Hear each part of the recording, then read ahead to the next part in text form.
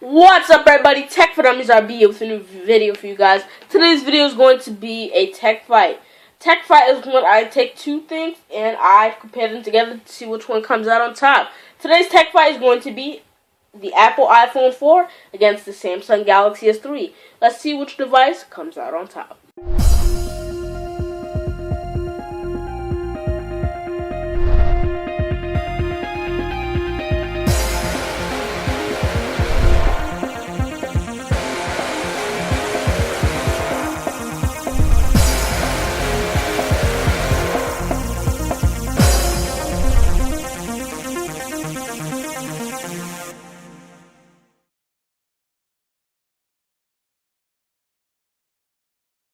Okay, so we got both devices here in question. We have the iPhone 4 on the left, and of course we do have the Samsung Galaxy S III on the right. The first round is going to be specs. The iPhone over here has a 3.5-inch Retina display, a VGA front-facing camera for FaceTime, which is supposed to be in 640p, I believe. On the back, you have a 5-megapixel 720p HD camera. You have a 30-pin dock connector, one physical home button. On the left side, you have your volume rocker, the up and the down, vibrate button. Top, you got your 3.5mm headphone jack. You got your power button, and on the right, you got your SIM card slot. So, as you can see, this is a nice little device. It's something that a lot of people do use. Now, if we push this over and look at the Samsung Galaxy S III, one of my favorite devices, we do have a 4.8-inch Super AMOLED HD display with a resolution of 1280 by 720. So it is a 720p display on this device. You do have a 1.9 megapixel front-facing camera. On the back, you do have an 8 megapixel camera that does 1080p HD video recording. And you do have a menu button, as you can see right there, home button, and back button. On the left side, you have a volume rocker. On the bottom, you have your micro USB port along with a mic. On the top, you do have your 3.5mm headphone jack, and on the right side, you do have your power button. So, if I had to give it the specs, I would have to give it to the Samsung Galaxy S III. Samsung Galaxy S III is a super eloquent device. It's very versatile. So, I would have to give this round to the Samsung Galaxy S III because it does have 1080p instead of 720p HD video recording. And it does have a 720p display, along with a resolution of 1280 by 720 instead of 960 by 640. The display on here does look a little better, but I do like the little touch that they add to the screen, which is Super AMOLED, so it really gives out a lot of colors. So round 1 goes to the Samsung Galaxy S III. Now let's go to round 2. Round 2 is all about the software. So we're going to be checking out iOS and Android. So on the iPhone over here, you can see that we are running iOS 6.1.2. iOS 6.1 is kind of a little bit of an outdated version of iOS since a lot of people have the 5 now and are using iOS 7. However, it is a smooth experience. I've been using this as my personal device for just about a week and a half. I've been using it with Facebook, Twitter, Spotify, Instagram, YouTube, Netflix, and many other applications. And it's really nice. I really do like the smooth feel. However, if we go over to the Samsung Galaxy S III, and as I always say, I am an Android fanboy, you have kind of a more smoother interface.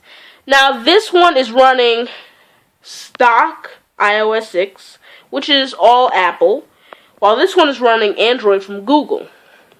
So if it's running Android from Google, they really give you a stock interface. But Samsung really comes in and adds that little touch that makes you want to buy this phone. The Galaxy S III was a very very big device in 2012.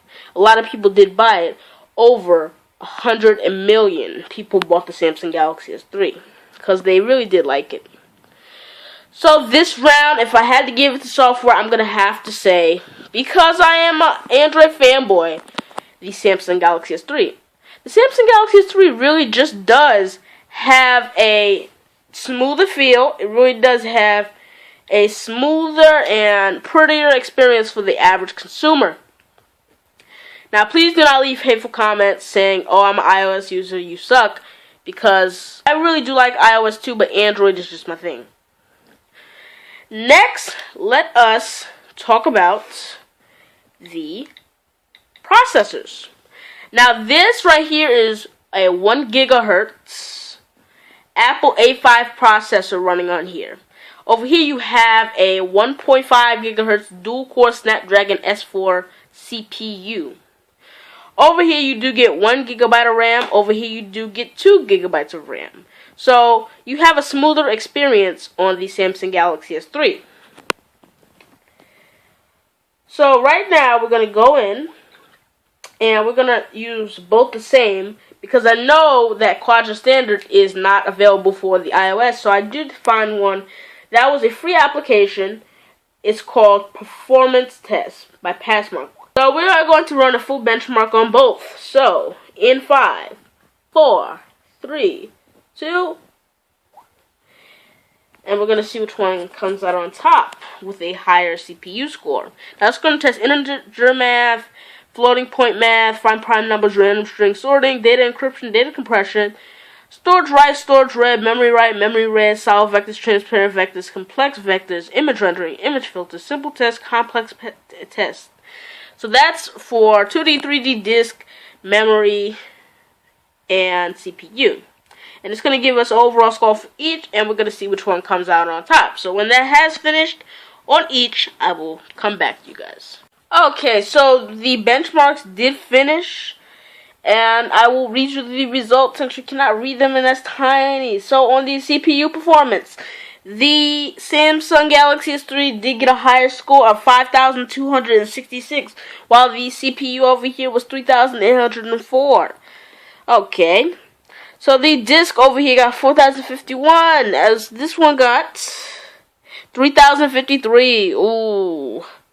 The memory over here got 896, while this one got 2,450. For 2D over here, this one got 205, while this one got 1,821. And for 3D over here, this got 769, and for this one, it got 741. So as you can see, the Samsung Galaxy S III blows the iPhone out of the ballpark. It has a lot of more memory, and it has some more 2D graphics, and it has a lot more CPU. So you can see that it blows that out.